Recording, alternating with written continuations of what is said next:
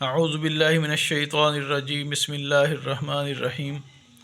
اللہ کے خوف کے متفرق احوال۔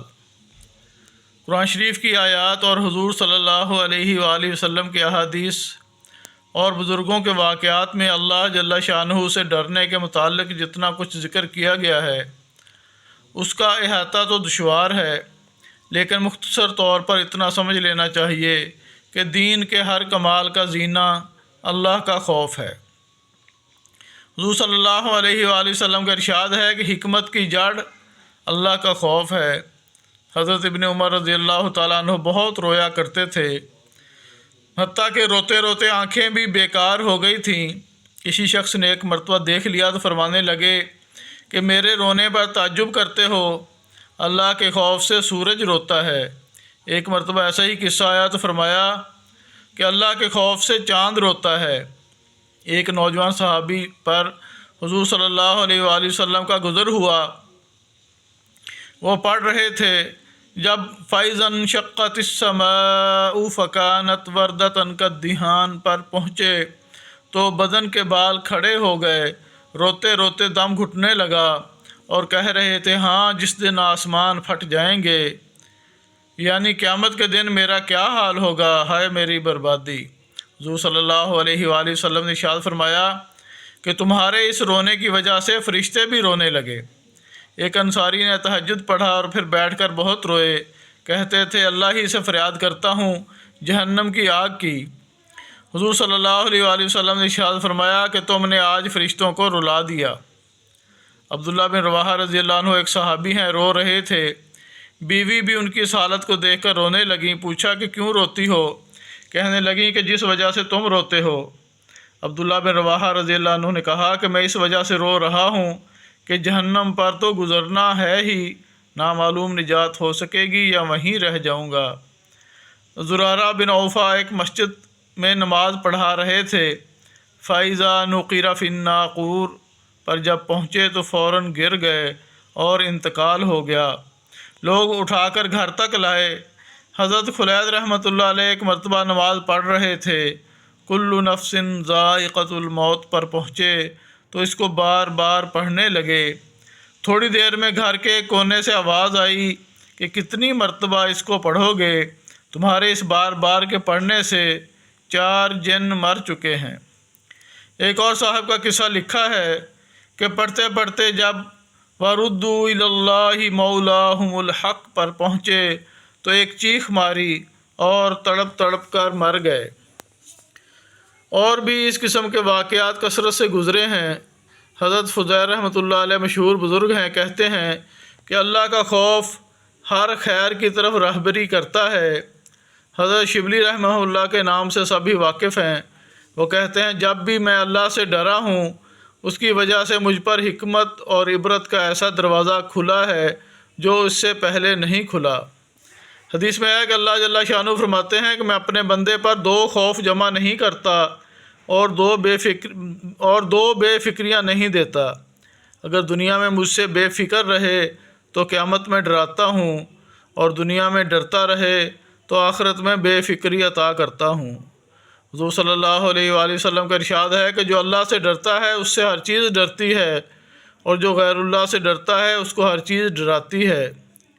یحییٰ بن معاذ رحمہ اللہ کہتے ہیں کہ آدمی بیچارہ اگر جہنم سے اتنا ڈرنے لگے جتنا تنگ دستی سے ڈرتا ہے تو سیدھا جنت میں جائے۔ ابو سلیمان دارانی رحمہ اللہ کہتے ہیں کہ جس دل سے اللہ کا خوف جاتا رہتا ہے وہ برباد ہو جاتا ہے۔ حضور صلی اللہ علیہ وآلہ وسلم کا ارشاد ہے کہ جس آنکھ سے اللہ کے خوف کی وجہ سے ذرا سا آنسو خواہ مکھی کے سر کے برابر ہی کیوں نہ ہو نکل کر چہرے پر گرتا ہے، اللہ تعالیٰ اس چہرے کو آگ پر حرام فرما دیتے ہیں۔ حضور صلی اللہ علیہ وآلہ وسلم کا ایک اور ارشاد ہے کہ جب مسلمان کا دل اللہ کے خوف سے کانپتا ہے تو اس کے گناہ ایسے جھڑتے ہیں جیسے درختوں سے پتے جھڑتے ہیں۔ میرے نبی صلی اللہ علیہ وآلہ وسلم کا ایک اور ارشاد ہے کہ جو شخص اللہ کے خوف سے روئے اس کا آگ میں جانا ایسا ہی مشکل ہے جیسا دودھ کا تھنوں میں واپس جانا۔